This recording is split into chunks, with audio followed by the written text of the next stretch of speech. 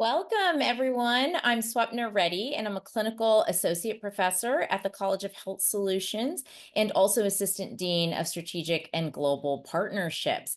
My areas of teaching, interest, scholarship, what I generally like to talk about are in health policy, health equity, inequities, and U.S. health systems. So, right on track for what we're going to chat about today. I also teach in the Mayo Clinic Alex School of Medicine partnership with ASU and wear a hat with our new ASU Medical School as well. I'm delighted to join you today as moderator for our health talks. Cannot think of a more relevant topic and a more excellent speaker today to really talk about kind of what's happening at the Supreme Court and what's new in health policy that we all need to be aware of, changing on a minute by minute basis. I want to first thank the College of Health Solutions for hosting this excellent conversation. Our college works to address the challenges facing people and communities to stay healthy, improve their health, and manage chronic disease. So thank you so much to CHS for hosting this ever relevant conversation. These health talks are one of the ways that we serve the community with timely and relevant educational information that also provides continuing education credit at no cost. So before we begin, we have a couple of housekeeping items. All right. So first, the session's being recorded and we'll be posting it on our website as well afterwards at asuhealthtalks.com.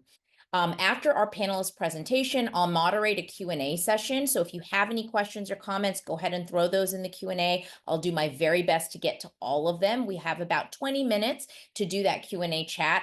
I'm confident that we all have lots of questions and a great conversation to be had after Professor Hodge speaks.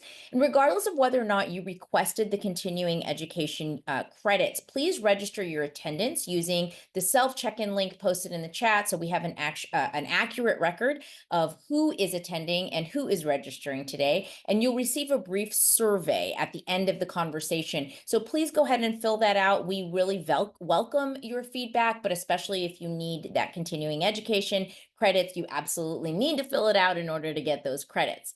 So now we get to the fun stuff, all right? I'm so excited to introduce you today to today's presenter. Professor James Hodge is the Peter Kiewit Foundation Professor of Law at ASU Sandra Day O'Connor College of Law and Director of the Center of Public Health Law and Policy at ASU.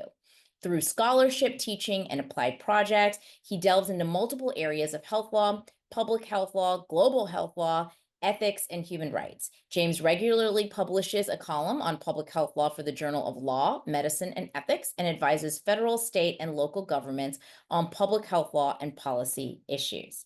We're so fortunate to have James with us today to discuss this timely topic. And the name of the topic today is Exploring Public Health Cases and Impacts Before the Supreme Court. In today's webinar, Professor Hodge of the ASU Sandra Day O'Connor College of Law will review select key cases before the U.S. Supreme Court in its current term with strong potential impacts in public health law and policy. He'll analyze questions and facts underlying these cases, assess what's at stake. There's a lot at stake related to public health impacts, and offer his forecast. That's my favorite part of this talk, of the court's upcoming decisions. So without further ado, I'm going to turn it over to Professor Hodge, who's been a longtime colleague, and I'm actually a fan of these sessions. So I'm here to learn too. So take it away, James. Swapna, thank you so much. It's such a delight and pleasure to be able to join you and with all of our College of Health Solutions colleagues and partners across the U.S. and here in Arizona specifically. Delighted to be able to address these issues again today as we did this same time just about a year ago with a very different court. And with that said, there's going to be some hot topics we take on here momentarily. Let me go ahead and get those slides up and running here for us. If I can, I'll share those slides. I do hope you're seeing it. I'm seeing an affirmation, Swapna. Their slides are showing up on screen. Great. All right. So without further ado, let's jump into the program. As Swapna indicated, we're going to have a chance for questions and comments from all of you all to the full degree we can possibly fit those in. And without further ado, let me give you a sense of what we were talking about in regards to our overall program, in regards to what we can accomplish over the next 25 or 30 minutes. Oh, I'm going to give you a quick snapshot of yet another dynamic term before the Supreme Court of the United States. You'll hear me use the acronym SCOTUS, Supreme Court of the United States, throughout the course of our presentation. And to be sure, we're going to look at specific issues underlying particular cases that we're kind of watching 4 in regards to the impacts in health law, public health law and policy. These aren't decisions that are going to garner most of our attention, but I'll give you a little snapshot of where we are with that. And then I've selected top 10 public health law and health law related cases that are going to end up in decisions before this U.S. Supreme Court, this specific term. We're going to talk about brief facts and issues that Swapna noted. What's at stake? Why are we talking about this specific case of the 10 that we pointed out? And again, my forecasts. What do I think is going to be the case now? And a couple of those forecasts, they're pretty easy because we already have a decision from the U.S. Supreme Court on 3 of these decisions you'll see me highlight today. That's the plan for what we've got ahead. Let's jump right into it and start with first a really critical acknowledgement. You know, we're about ready to delve into a series of cases, and you might say, wow, we've been hit hard in the health law arena by this U.S. Supreme Court over the last several years. I mean, they've rescinded abortion rights. They've actually rolled back agency deference. They've actually reset and rejected affirmative action provisions, all of which have critical impacts in the health and sort of health outcomes arena. Can it get any worse? Can it be even more controversial? I'm telling you, this U.S. Supreme Court has proven it has the capacity to do that, as you will see here momentarily. So these are the cases we're keeping a watchful eye on. Now, my coverage of these cases is going to be really brief because if these come down with a decision, which we don't have yet from the U.S. Supreme Court on these fronts, and those decisions are seminal or really critical, they may easily get into my top 10. Right now, though, we're watching these cases. The court does have them in their eye. Smith & Wesson brands versus Estados Unidos Mexicanos. This is the gun liability case out of Mexico. We're watching it very carefully to see how far the U.S. Supreme Court applies existing federal law that would actually restrict any type of liability suits against gun manufacturers. Cunningham versus Cornell, as in Cornell University, entails ERISA terms and conditions. Now listen, former students of mine, anybody practicing in health law and doing anything related to ERISA, you know what it means, you know how complicated it is, and you know anytime the Supreme Court even touches on ERISA-related issues, it can have magnanimous impacts. We will watch that case carefully, even though it's not directly in the fold of what we might see in the health arena. Mahmoud versus Taylor, a free exercise First Amendment case, looking at public school education on the topic of gender and sexuality. Could be quite interesting. We'll wait and see. Chalice versus Salazar, a free speech case. Yeah, looking at conversion therapies, counselor-patient relationships related to what they can say about these specific fronts. It's been regulated and restricted in a particular state. That case is before the court now. We're watching that carefully too, as we are AJT versus Oseos area schools and Americans with Disabilities Act case involving also the Federal Rehabilitation Act. It's about education discrimination. And you know, all of us do, the potential impacts from a public health and personal health outcome that decisions like that can have for the nation. And then finally, a case you might actually look at if you know these enterprises involved, McLaughlin Chiropractic Associates versus McKesson Corporation. To know those two entities, McLaughlin's just a chiropractic enterprise. McKesson is one of the major drug distributors in the United States. You'd be saying to me, why is that not a top 10 case? That's a health enterprise suing, one of the top distributors of drugs. Here's the reason why. It's not about what you think. It's about Federal Communications Commission's agency deference. That's actually what's at stake in the case, even though the plaintiffs and the defendant here look quite like it's a health law case. Why am I bringing it up? Because it could easily slip into the top 10 of what we're going to examine in the future from this court, depending on the outcome, because of the potential for the court to actually revisit and renew what's called the non-delegation doctrine. Now, you'll hear me mention a case, Loper, from last decision that changed agency deference extensively in the United States. Should the court re-invoke non-delegation doctrine, that's a game changer for everything we'll do in health in regards to federal agencies and otherwise. I'll explain that a little more thoroughly or answer any questions about it. Right now, though, we're just watching that and some other cases in relation to it. Okay, those are our honorable mentions for the moment. How about this map to give you a sense of the 10 cases we're really going to walk through and give you a good snapshot of what's happening across the United States in regards to these particular cases I've selected as our top 10 that we're really carefully watching. Oh, they're from all over the United States, but actually, if you look carefully, check out the stars. Where are they? Seem to be centered somewhat mostly in the Southeast and maybe a little bit up into the Midwest and Ohio, case out of Nashville and Tennessee, one out of DC. Oh, nothing out west, nothing Illinois, Missouri, Nebraska. Why do I bring that up in relation to these cases, each of which we will explore here momentarily? Because it does reflect the type of jurisdiction shopping that entities are doing, looking for courts initially that might be favorable to some very controversial positions and opinions that have come out of these jurisdictions, of which the Supreme Court's picked up on and is looking to actually provide guidance for. So as you see these cases unfold in Skirmetti involving gender affirming care, in Ames involving the Civil Rights Act, Title VII discrimination, Advocate Christ Medicine, the Medicare case we'll talk about, Medina, one of the first cases to come up on Medicaid, but particularly abortion access. Since Dobbs, one of the first cases now that we might get an actual decision on in that realm. Stanley out of Florida, Americans with Disabilities Act. We've got Williams with a decision in it on a civil rights issue we'll explain momentarily. The Braidwood case, now Secretary Kennedy versus Braidwood. That's going to be phenomenal. You'll see why in just a moment.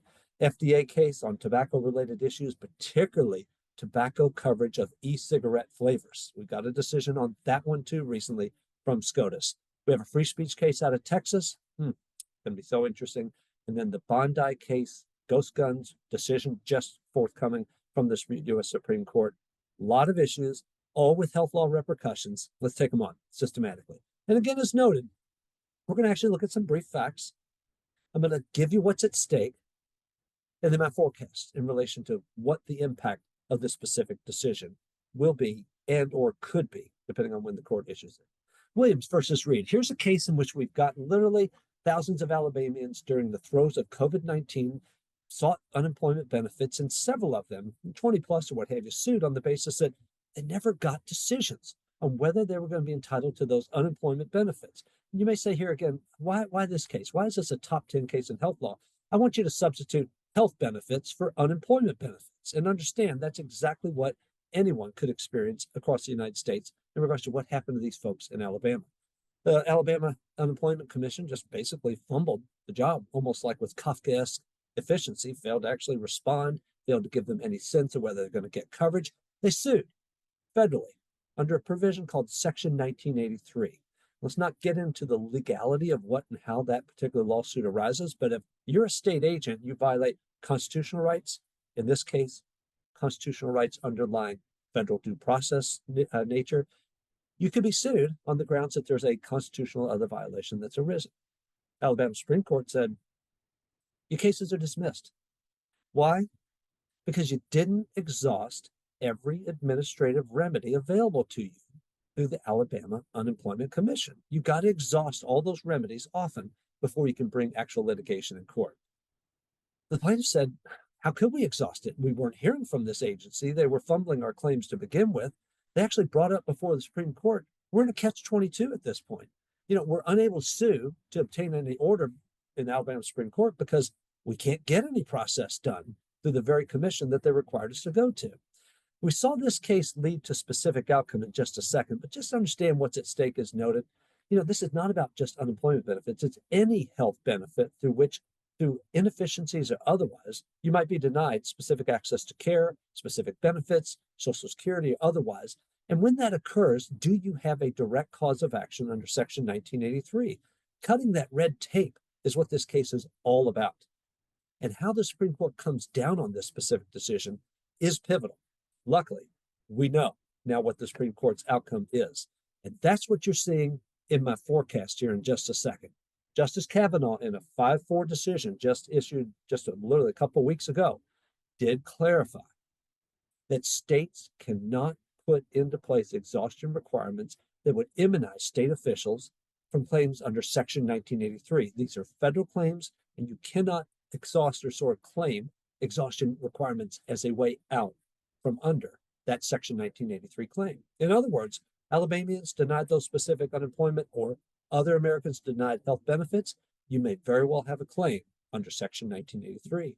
My forecast here, all calm. This is a good outcome. This is the type of outcome we'd hope to see, although in a divided Supreme Court. Next case up, Bondi, new Attorney General Bondi versus Vanderstock. This case goes all the way back to 2022.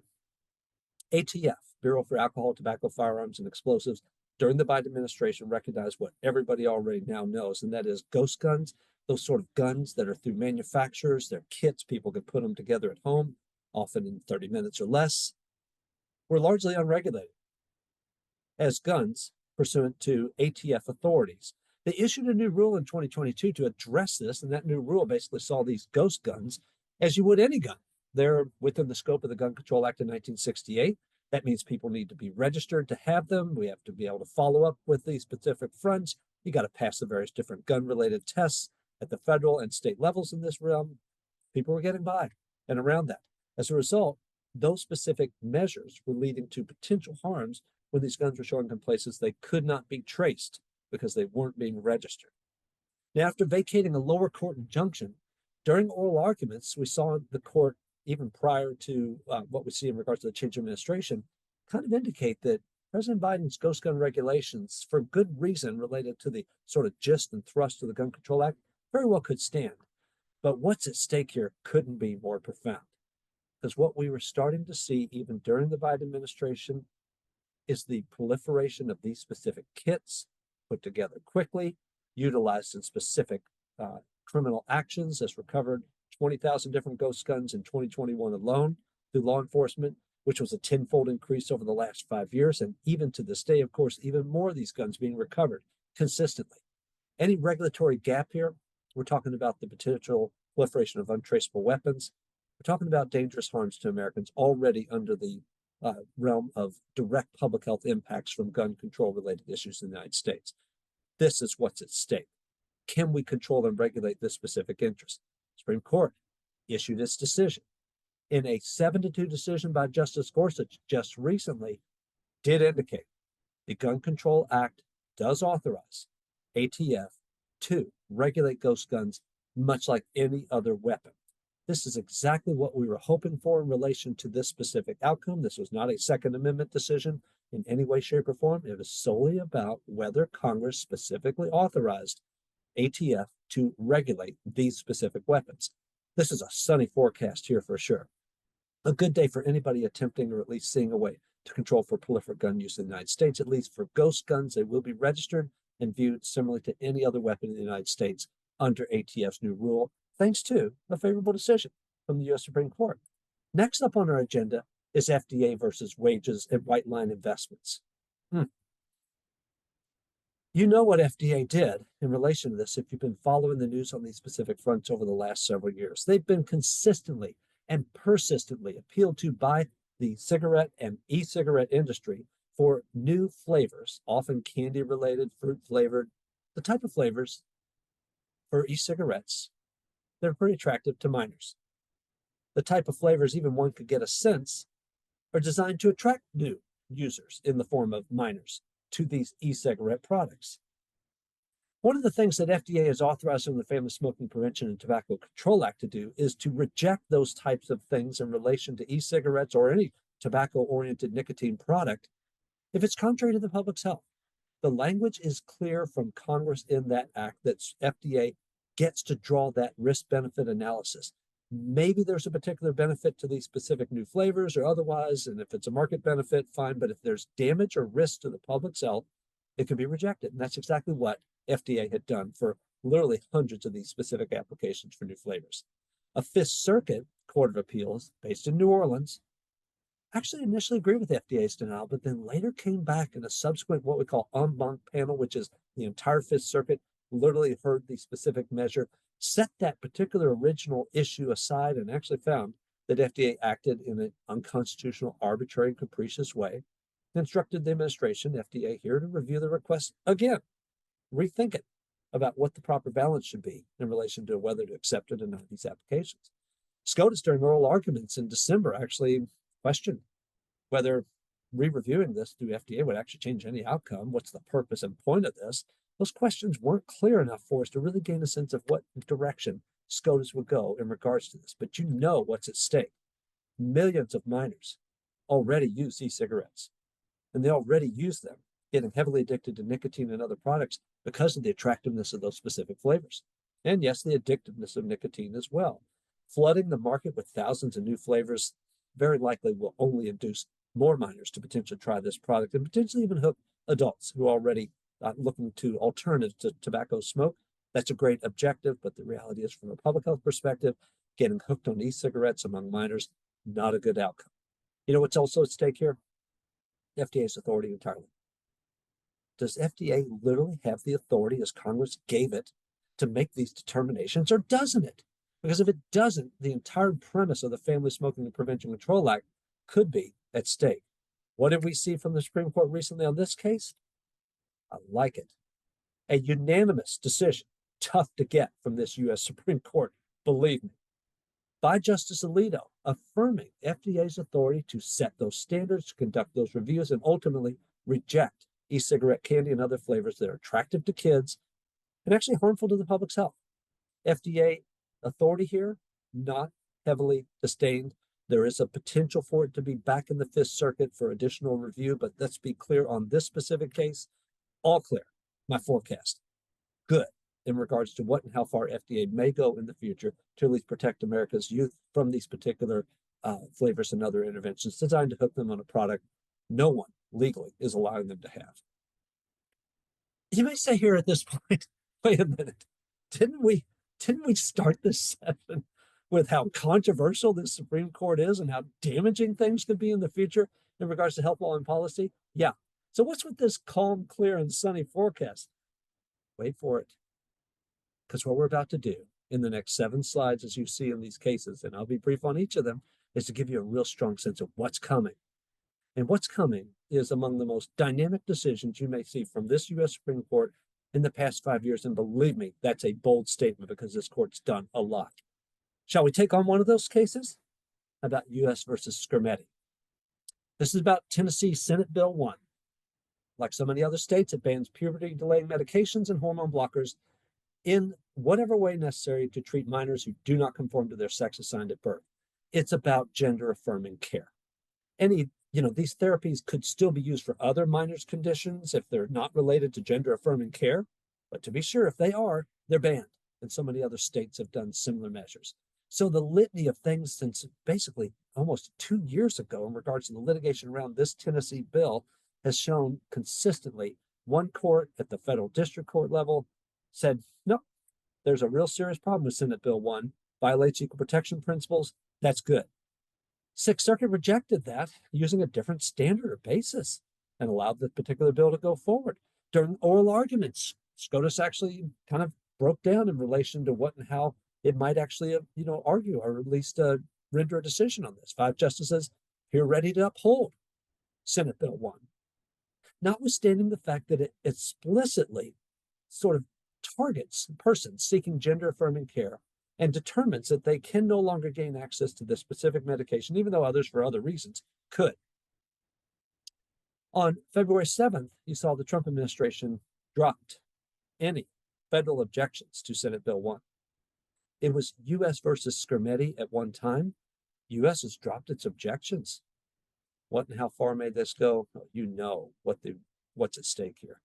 We're talking about so many minors across the United States, youth aged 13 to 17, they're simply totally restricted from access to these specific measures at this point in time, thanks to specific bills, much like Tennessee Senate Bill 1.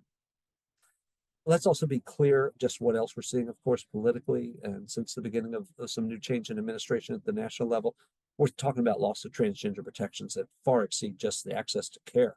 Assigned gender versus gender identity, gender neutral bathrooms. You see about the Florida case, the woman who's just prosecuted, arrested for using a bathroom that was not proper for whatever gender assignment she had. Sports and extracurricular participation. We've got decisions like out of federal courts in Kentucky that basically rejected completely any transgender protections in the Department of Education that were previously in place in the Biden administration. President Trump, as we all know, has issued multiple anti-trans executive orders since its inauguration. And in the midst of all that is Skirmetti, without a decision from the Supreme Court. Oh, I think you can guess what my forecast is here, and it's not good. This is very foreboding. This court does look or at least have the potential to actually strike down the specific gender-affirming care access issues for transgender persons who are youth in these specific states. The phenomenon around that and how far that will play out constitutionally in these other realms is yet to be seen, but it's not a good forecast. Then we have Kennedy versus Braidwood. Anybody who knows about the U.S. Preventative Services Task Force, which I'll just refer to as task force throughout this discussion, knows a little bit of what they do. They're out to approve specific measures that get ACA-related coverage without cost-related repercussions. And to that end, their job is absolutely essential. For years, they've made really critical determinations about what type of care Americans get without sharing costs pursuant to ACA and other type plans. The objections relate to the types of care they actually approve through this task force. And that got actually objected to on constitutional and religious grounds by Braidwood management. The primary argument centered on not whether just there's constitutional concerns at stake, but exactly how this task force goes about making these recommendations without having the members of that committee appointed by the president, because they see and suggest that this task force created by Congress and such should have its officers presidentially appointed and Senate confirmed as per the Appointments Clause of the U.S. Constitution. Fifth Circuit agrees.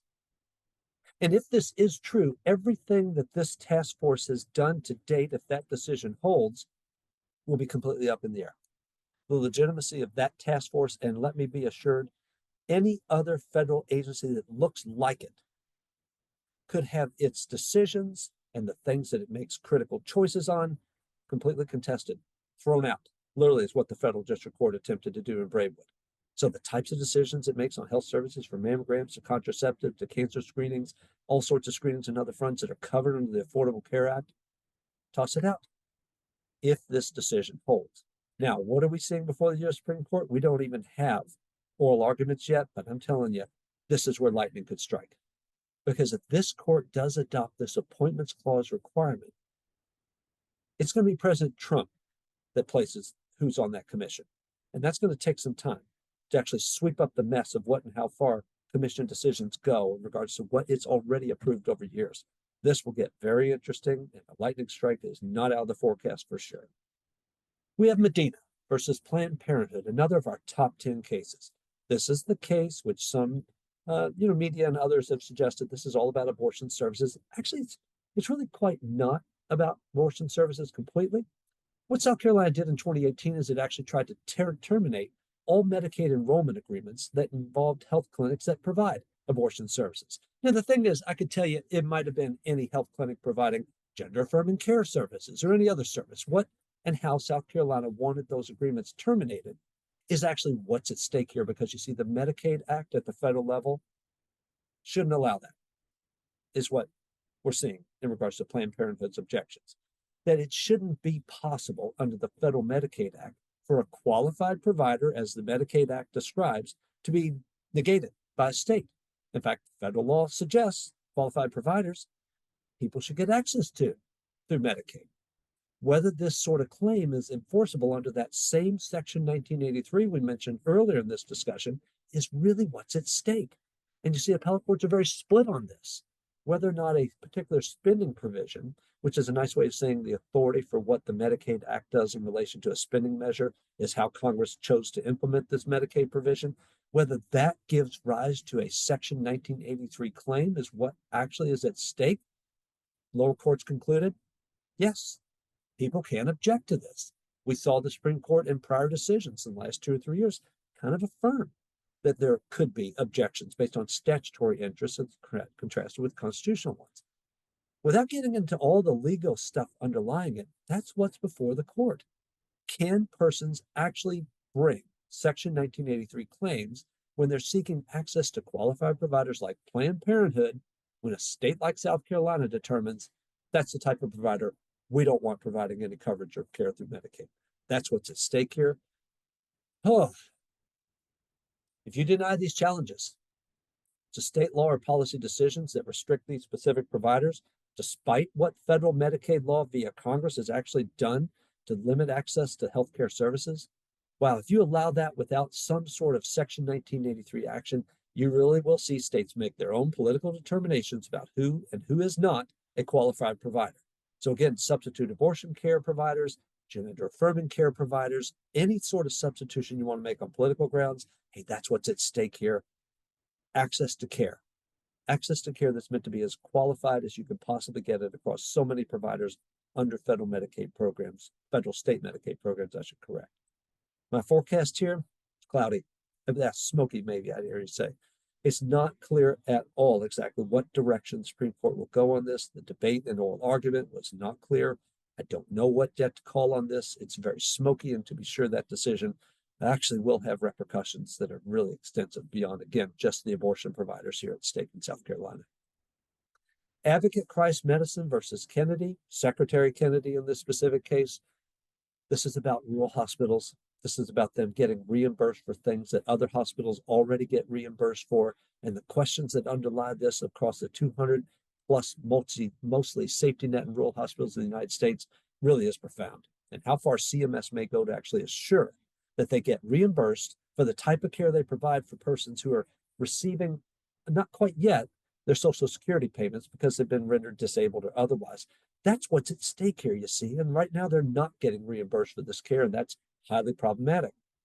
What's also at stake is what I mentioned a little bit earlier in regards to the Loper decision, because what a district court did previous to this is they deferred to CMS interpretation of title here that would allow for the particular outcome under what was called the Chevron decision. Again, let's not get into too much of the legality here, but let me assure you, what's really at stake here is how far and what authority does the court have to defer in regards to CMS's determinations on who gets reimbursed and under what circumstances. Loper gives more of that authority to courts, where Chevron, the sort of debunked decision now, would have allowed CMS regulation to stand on that front. SCOTUS oral arguments were indeterminate. We had differing opinions from Justice Alito, Justice Kagan, when and how and under what circumstances these specific hospitals will get reimbursed is what's clearly at stake. And let's be very bold and clear on this specific aspect. This is about access to care. This is about sometimes sole provision of care in rural related settings that these hospitals provide, seeking every dollar possible for reimbursement for the purpose of just staying in business. And access to Medicare and Medicaid related patients is so critical to that particular front. 75% of rural counties already in the United States constitute medical deserts. We don't need more. These hospitals potentially being denied specific reimbursements could be at the source of healthcare related issues for the long term. My forecast here is very clear. It's arid. I'm not liking what I see in regards to that oral argument from the Supreme Court. I see more medical deserts occurring as a result of potential to limit the reimbursements these hospitals may get if CMS does not have to change its tune in relation to its initial interpretation. Watch for it. We'll wait to see later this summer before June 30th, when the court's decision may very well come down. Ames versus the Ohio Department of Youth Services is a very interesting case. Just like with Skermeti on gender affirming care, this case comes to us at a very pivotal time. Here's what's going on in this particular decision. Ames, heterosexual white woman, is claiming sexual orientation discrimination under the Civil Rights Act of Title VII because her supervisor, people who were promoted over her, and people who replaced her were all LGBT plus positive or plus persons. The boss, people overseeing her, people that replaced her in her specific role. She alleges they were all unqualified for their positions as well. A heterosexual white woman's claiming in a majority position discrimination by LGBTQ population, particular employer.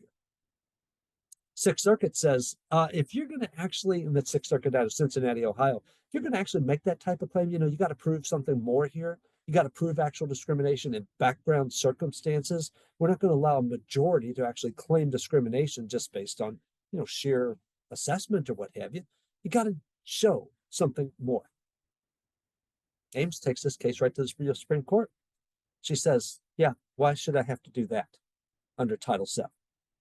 Making me sort of base my membership on or base my discrimination based on what group I'm a member of or not is the type of unlawful discrimination that Title VII was designed to eliminate. We heard all arguments on this just about a month and a half ago, and I'm telling you, the Supreme Court seems inclined to agree with Ames on this specific outcome. What's at stake here? It's not just about a single case out of Ohio. This is everything we're seeing at the forefront of diversity, equity, and inclusion measures over the past decade already under fire before the Trump administration.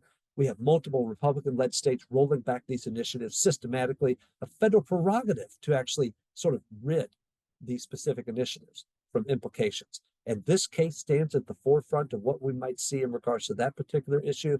You know my forecast here, so long as you can guess whether that's a sunrise or a sunset. Don't guess too long. It's about sunsetting these particular initiatives against the backdrop of a Supreme Court seemingly ready to endorse majority-level discrimination by a minority group for the purposes of assuring access to those types of claims. That should be interesting. I think we're going to see sunsetting here in a very damaging way in many, many different capacities. Free Speech Coalition versus Paxton out of Texas. You're not going to see an illustration of what's at stake here, because what's at stake in this specific case is Texas House Bill 1181. It requires, like so many other states now, age verification and other proof for various websites. And we're talking here about largely porn-related websites where a third of the content could be damaging, or at least in quotes here you're seeing under Texas state law, potentially harmful to minors. So, the gist behind these specific bills seems okay for the moment. They have these sites and these, persons who are minors getting access to these sites without any precondition whatsoever. You could see how a state would want to restrict that. That's what's happened here in Texas. They've issued, specific measures, but the industry and others are saying, First Amendment comes into play here, and that we shouldn't be having, a particular moral judgment about who gets access to what, substituting for what sort of First Amendment rights we get to post on a free and, fully available widespread internet. District Court enjoined House Bill 1181 under strict scrutiny. Basically a nice way of saying the First Amendment totally predominates here, and you're not going to restrict what the people are getting access to under this type of measure. Fifth Circuit, again, out of New Orleans, reversed that decision using a much lower standard of review, basically saying Texas has some rational basis for doing it. We're going to allow this Texas House bill to go forward. That, under oral argument about 2 months ago, seemed to be what the Supreme Court favored, protecting minors through House bills like 1181 against accessing stuff like porn sites. All good? Maybe not. Here's why. Depending on what standard the U.S. Supreme Court uses for rendering that judgment, we have not seen to date, but accessing potentially harmful online materials for minors, hey, if they can set the right standard for that, go for it.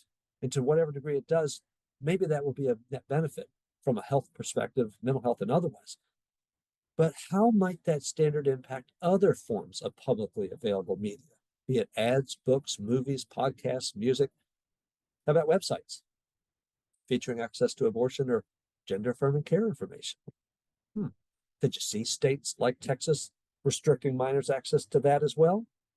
Under a standard too loosely organized, it certainly could. My forecast here is frigid. Frigid because the potential to fail to provide a sufficiently narrow reasoning under the First Amendment for a Texas bill like this to be lawfully implemented means that more resources that were previously available to not just minors, but all adults could be restricted on grounds that are politically satiable for states and not necessarily in the interest of First Amendment full and fair protection. We'll wait to see on this. Stanley versus City of Sanford out of Florida. You've got a case here involving the Americans with Disabilities Act. Recognizing we've got plenty of time for questions and comments, I'll be brief here. This case really does entail a particular ADA type of claim for a firefighter, somebody we're always trying to do their very best to make sure they're gaining access to the best available type of protections. But when a firefighter retires for related disability purposes and then is told by her employer, hey, we kind of yanked the rug out from under you in relation to the type of disability benefits we're going to provide, that's what's at stake here, whether or not the Americans with Disabilities Act would actually still apply to somebody who already left her job. Usually you need to be in the position to claim an ADA type of claim, and this is before the Supreme Court as to whether or not she was actually lawfully discriminated against at all pursuant to the Americans with Disabilities Act. What's at stake? A lot's at stake when you consider how many persons, estimated 25% of current 20-year-olds in the United States, they're going to be entitled to some level of disability-related Social Security benefit before age 67, which is a nice way of saying, especially among firefighters, access to claims when these disability protections are torn out from under you could be quite important, and yet might be negated by the Supreme Court. My forecast here is at best cloudy. We don't have enough information from the court to determine or ascertain whether it will do this in this specific realm. We shall wait to see. I hope that gives you a strong sense of what's before this U.S. Supreme Court. In my top 10, special thanks to my always great student, Kira Berthium, who has worked so extensively with us on these specific initiatives. You can always check our center website for more information. Reach me via email for additional guidance on any of these specific fronts. I turn it back over to our great colleague Swapna for questions and comments, and thank you. Thank you. Thank you so much, James. That was an excellent, excellent overview of some hot topics and hot cases that are happening at the Supreme Court. And I especially always appreciate the forecast. That's now become a really I expected part of this conversation. So thank you so much. And I want to just remind everybody who is listening and watching, if you haven't already done so, please register your attendance using the self-check-in link posted in the chat. We have a nice healthy big group today. So we have a couple of questions starting. And so I'll just start really quickly with David's question, which is, I'm concerned about the Preventative Health Committee appointments. Are other commissions supposed to be appointed by the president? How do they decide the process? Great point, David. And let's be sure that this is exactly what's a concern with Braidwood. You know, the way in which they're tackling on or taking on this particular preventive task force is to suggest that everything they've done up to date has all been constitutionally inept and suspect because they should have been appointed differently. And let's just be really clear. If they're not appointed by President Trump as we go forward, it would actually be Secretary Kennedy who would make the appointments ahead anyway. So it's one of those, who do we actually want to see under this specific initiative appointing these particular task force members? Most importantly, no matter how this court comes out, it's the objective of Congress to set how they want these committees constituted, who they're making the appointments to. There is specific guidance in the U.S. Constitution the court has interpreted in the past about who really does qualify under the appointments power. And this Congress made the decision, these persons don't. But what and how far that could go if this Supreme Court actually takes that authority away from Congress and vested in the President of the United States, he could reappoint everybody within that particular task force for persons who are maybe perhaps more politically in line with what type of decisions we want to see or he would want to see in that particular realm. I think you're asking a little broader question too, and I'll be brief in answering it. How many other federal agencies or task force could this apply to?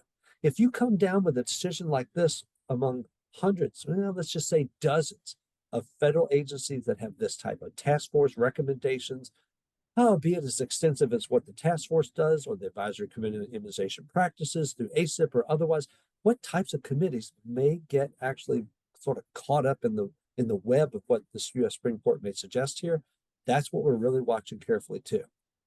Hey, your ACA related benefits and how this task force actually made those clear is definitely at stake, and that's a big enough concern.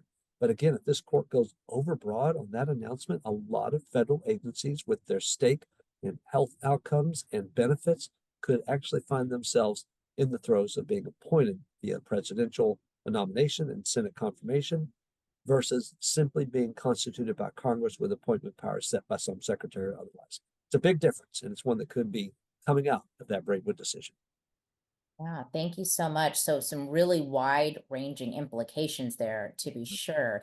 Just want to remind folks, if you have questions, go ahead and throw them in the Q&A. But I have another question for you, James, as it relates to kind of the impact right now on the larger judiciary. We've heard folks from the administration make comments that maybe some of the federal court decisions do not need to be abided by, and wanted to just kind of get your sense on where you think that will go, and if you think that there's Supreme Court implications there as well, and what we should be watching out for. Great point, Swapna. I mean, I've got other analysis that we've been producing through the center, watching kind of what we call the Supreme Court's shadow docket, which is a nice way of saying the types of decisions you may see Chief Justice Roberts or others issue quickly, often without a formal decision. You'll never know how the Supreme Court justices voted on it, but it's designed to actually issue something quickly from the court, and from there, we shall see what direction it goes. Almost like on a daily basis, you're seeing shadow docket decisions finding in one simple way or another whether to allow a specific decision on everything from birthright citizenship to who's been deported, under what circumstances. And those decisions have implications in the health arena as well. And so often what you're asking, though, is exactly what we're most concerned about. And that is, who and under what circumstances might these decisions be ignored, failed to be implemented, basically just put aside. And what allows or gives the authority, the U.S. Supreme Court, to stop that in its tracks, as we have already seen some administration maneuvers to actually get around lawfully issued decisions from federal courts to date. What are the repercussions? It's constitutional crisis time. I mean, it really is about just how far some of our bedrock principles in relation to Article 3 guidance from U.S. Supreme Court about who is fully in charge of interpreting the Constitution, which this court has claimed for its own for dozens, hundreds of years now, in famous cases that we've seen repeatedly before the U.S. Supreme Court. The executive branch is all but signaling that to whatever degree courts interfere with executive branch authorities on any number of fronts, on things we're seeing already most sensational before the U.S. population, but also in the healthcare arena, otherwise in the future, this executive branch is suggesting that those particular decisions can be ignored. The Constitution allows that too. It's going to be a showdown. And we are not yet well positioned on a constitutional sort of way to actually project what and how far things may go should there be an actual showdown with the U.S. Supreme Court and President Trump on these specific initiatives. But even as we've heard and seen consistently across various commentaries, and even heard directly from Attorney General Chris Mays here in Arizona in a prior session about 2 months ago, we're in the throes of a constitutional crisis.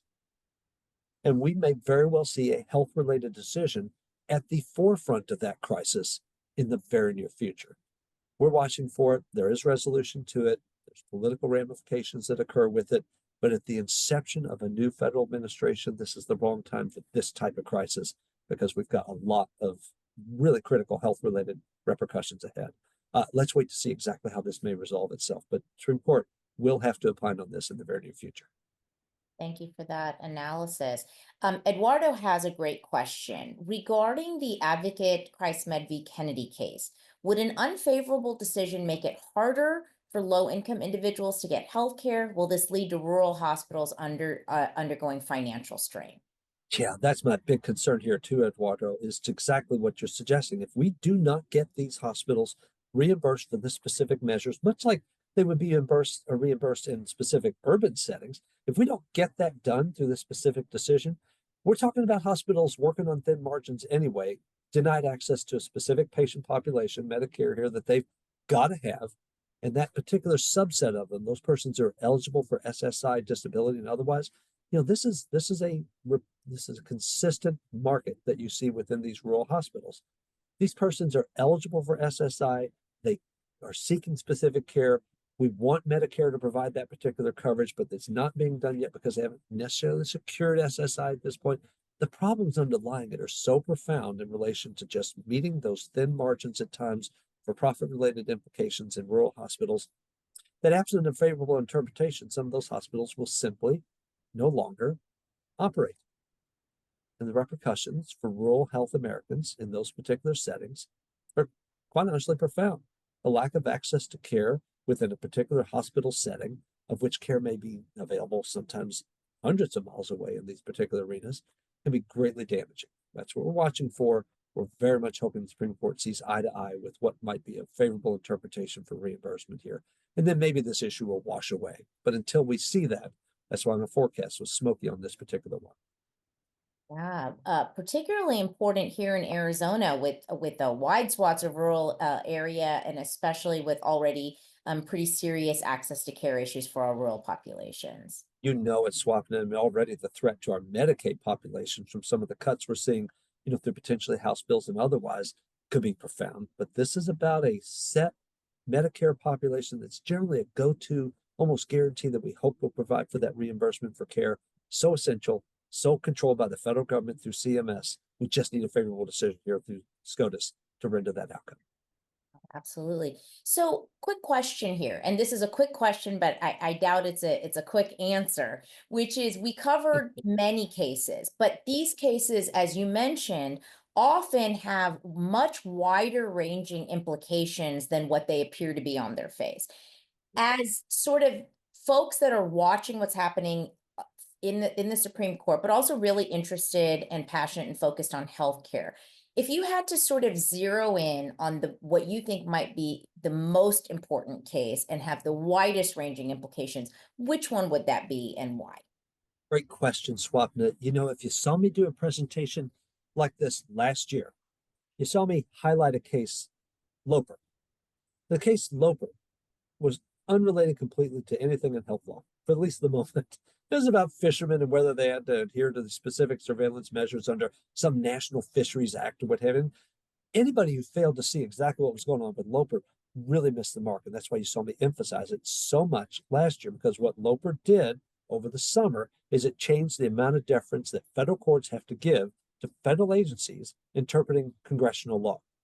And as a result, you're seeing all sorts of decisions cropping up in the health law arena, basically challenging federal agency deference and all the issues related to that this last year. So which case now may fit that same model? Which case might be a little out of our radar, but yet so critical? It's that one I told you about, the one involving the FCC, the one that invokes the potential for the U.S. Supreme Court for the last 70 to 80 years ignoring what's called the non-delegation doctrine, potentially invoking that again. Even in a non-health related setting, the concerns we've got about that case are really quite profound and summarized neatly as follows. If you reinstitute the non-delegation doctrine to whatever fold that we used to see it in place in the United States history, if you do that, you have stripped from federal agencies any authority that Congress didn't explicitly give it. Stripped, gone. The delegation that you'd have to see Congress give to federal agencies like CDC, HHS, CMS, FDA, and others would have to be so clear on specific fronts that the type of authorities that we've been relying on for decades in these federal agencies wouldn't just be questioned by courts, they'd be negated, they'd be overruled. The mere issuance of orders, like on ghost guns, could be seriously questioned if a Supreme Court and lower federal courts under its guidance look at what Congress has done and basically say, they didn't delegate you that authority, and because it's our determination on constitutional norms, you just don't have the authority to do what you're attempting to do here. I tell you what, Swapna, if you see that type of decision come down from this court, you'll know it. That'll be the decision that really starts to basically reshape the entire health legal perspective as we go forward in the 21st century. It will do more damage than Loper ever could have, because it literally will strip authority that these agencies have relied on for so many decades. That, I think, could be the most sensational opinion out of this court in the very near future. Wow. Wow. And incredible kind of implications there in healthcare, but just as a society, right? And from our democracy piece as well. So I have one last, well, hold on. Maybe I don't, maybe I'm not last yet. Here, I have a second to last Oh, question. Molly has a great question. How would you recommend healthcare workers and providers to become more involved in health policy efforts and advocacy? And Molly, you are actually leading in very beautifully to what my last question will be, which is really, and I'll share this with you. When we listen to all of this and we hear all of these kind of potential implications, there's many folks that are listening in today that are practitioners in healthcare. There are folks that are just passionate. There are folks that are curious. What can we do? What can clinicians do? What can health professionals do? And what can the public do in any way to help influence any of these decisions? great question, Swapna. And Molly, thank you for raising that perspective. First and foremost, let me offer a call out to all of our colleagues, friends, and others that have been working within the federal administration or potentially working with the federal administration and for which whose jobs have been either lost or on the cusp of being lost or otherwise. Let me first of all say we are out to help you in every way possible. Even through our center website, we have posted like all of these health law oriented positions. If you're a lawyer, then you may have lost your position recently, or you may feel threatened by what's going on with this administration. Check out some of the resources we have on our center website there. I really emphasize how much help we're trying to provide to just know what's else out there. All right, so that's one thing. Let's keep those jobs to the fullest degree we can and hopefully win some of these current claims before the courts to keeping those positions in play. Now, I know you can't control for that completely. So Molly's question is even better. Let's say you have stability with your own existing health-related position, whether it's in policy, whether it's in provision of care, whether you're doing public health service work or what have you. Emphasize as many different ways as possible what you do, how well you do it, how critical it is, and don't let that get lost in this forecast of what this current administration has done to blitz the nation with so many different things that it feels politically should be done differently. We're seeing it reverse course on those specific fronts, as Secretary Kennedy and President Trump have done on a number of initiatives. You can't fight at that level, but what you can at least do is make sure what you do is known, and then furthermore, get innovative fast about how you do what you do, potentially through different means. And that's why I'm actually trying to explain that is some initiatives, like we're seeing with the DEI fronts, I mean, it's just basically outlaw at the federal level. They've made that very clear. They don't want DEI initiatives pursued. Anybody with grants doing those specific things have lost some of those funds. It's not mentioned in CDC websites. I mean, all of this suggests that everything that was accomplished on the DEI front is just pretty much gone. We'll just lose it. No, get innovative fast on how to accomplish similar objectives using different norms and different processes. Legally sound, mind you. I'm not authorizing anything unlawful here. I'm saying there's different ways to get done what we already have accomplished in particular arenas. From a public health and health law or healthcare perspective, be ready to innovate. Keep your job, keep what you do, keep it at the forefront of the persons who know how invaluable it is to the health enterprise, but then get innovative about how to accomplish it. Let me give you that 15-second follow up to this. It just gives you a sense of how that could be done. When we lost the ability at the sort of higher education level to use affirmative action for assuring some access to some of the great educational benefits that so many Americans were enjoying pursuant to affirmative action, we didn't just fold our hands and say, well, that's out. We found new affirmative ways to do that lawfully.